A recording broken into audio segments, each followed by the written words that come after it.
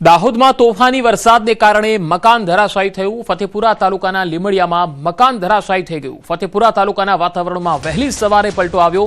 વીજળીના કડાકા અને પ્રચંડ પવન સાથે કમોસમી વરસાદ ખાબક્યો હતો। ભારે પવનના કારણે લીમડિયામાં એક મકાનનો ભાગ ધરાશાયી થઈ ગયો। મકાન તૂટી પડતા અંદર રહેલા પરિવારમાં ભયનો માહોલ ફેલાયો હતો। તસવીરોમાં તમે જોઈ શકો છો ફતેપુરા તાલુકાનું લીમડિયા ગામ, જ્યાં એક મકાન ધરાશાયી થઈ ગયું। અહીંયા વધુ માહિતી મેળવીએ સંવાદદાતા દાહોદથી સૌરભ ગેહલોત જોડાયા છે। સૌરભ, આ મકાન ધરાશાયી થયું છે, જાનહાનિના કોઈ અહેવાલ આવી શક્યા છે? બિલકુલ કહી શકાય કે ફતેપુરા તાલુકાના લીમડિયામાં એક કાચું મકાન ધરાશાયી થયું હતું, જેમાં આ મકાન તો ધરાશાયી થવા પામ્યું હતું અને અંદર રહેલા પરિવાર કે મકાન ધરાશાયી થતા ગભરાઈ ગયા હતા અને તાત્કાલિક બહાર નીકળી આવ્યા હતા, જેના કારણે કોઈ પણ જાતની જાનહાનિ થઈ નથી। પરંતુ કહી શકાય કે આજે દાહોદ જિલ્લાની અંદર વહેલી સવારથી જે વરસાદી માહોલ જામ્યો હતો અને ગાજવીજ સાથે પવનના સુસવાટા સાથે જે વરસાદ વરસ્યો હતો તેના કારણે મોટાભાગના વિસ્તારોમાં નુકસાન થવા પામ્યું હતું અને વીજળીના કડાકા અને પ્રચંડ પવનના સાથે જે કમોસમી વરસાદ ખાબક્યો હતો તેના કારણે લીમડિયામાં એક મકાનનો ભાગ પણ ધરાશાયી થવા પામ્યો હતો અને મકાન તૂટતા જે મકાનના અંદર રહેલા સભ્યોમાં પણ નાસભાગ મચવા પામી હતી। સૌરભ, દાહોદના બીજા કયા કયા વિસ્તારોમાં વરસાદ છે? દાહોદની અંદર જે લીમડી, ઝાલોદ, ગરબાડા, સિંગવડ, દાહોદ સહિતના જે પંથકો છે તેની અંદર હાલ ધોધમાર વરસાદ નોંધાયો હતો। સવારથી જ વરસાદ વરસી રહ્યો હતો અને કહી શકાય કે ઝાલોદ અને ફતેપુરા વિસ્તારની અંદર જે નુકસાન પણ થવા પામ્યું છે। જી સૌરભ, આભાર માહિતી આપવા માટે। તો ચાર અલગ અલગ તસવીરો તમે જોઈ શકો છો દાહોદથી આવી રહી છે, જેમાં પહેલી તસવીરમાં મકાન ધરાશાયી થયું છે ફતેપુરાના લીમડિયા ગામની આ તસવીર। બીજી તસવીર સુખસરની છે, જ્યાં ભારે પવનમાં એક ટેન્ટ પણ ઉડવા લાગ્યા। તો વીજ પોલ અને વૃક્ષ ધરાશાયી થયાના બનાવો ઝાલોદ વિસ્તારમાં પણ જોવા મળ્યા, જ્યારે દાહોદ શહેરના અનેક વિસ્તારોમાં ભારે પવન ફૂંકાયો અને સુસવાટા સાથે વરસાદ શરૂ થઈ ગયો હતો।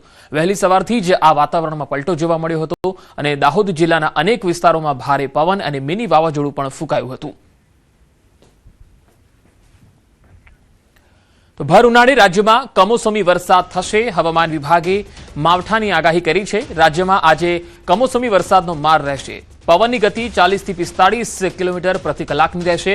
અરવલ્લી, મહીસાગર, દાહોદ, પંચમહાલ, છોટાઉદેપુર, રાજકોટ, બોટાદ, અમરેલી અને ભાવનગરમાં વરસાદની શક્યતા છે।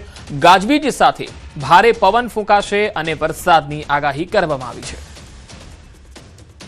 5 मई के लिए आज का जो पूर्वानुमान है इसमें हल्का से मध्यम बरसात का संभावना रहेगा गुजरात क्षेत्रों में और सौराष्ट्र कच्छ दोनों क्षेत्रों में। इसमें जो डिस्ट्रिक्ट हमारा गुजरात रीजन में आएगा अरवली, महिसागर, दाहोद, छोटाउदेपुर और पंचमहल के लिए दिया गया है।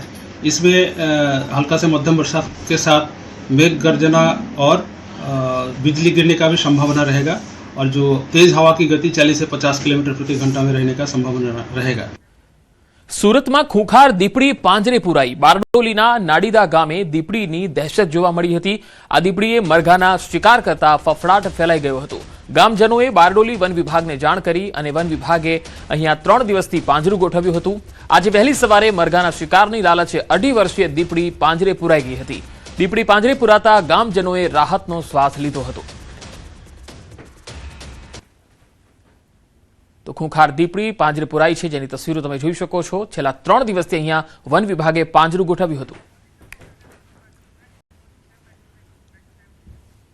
તો આ બુલેટિનમાં અત્યારે આટલું જ। નમસ્કાર।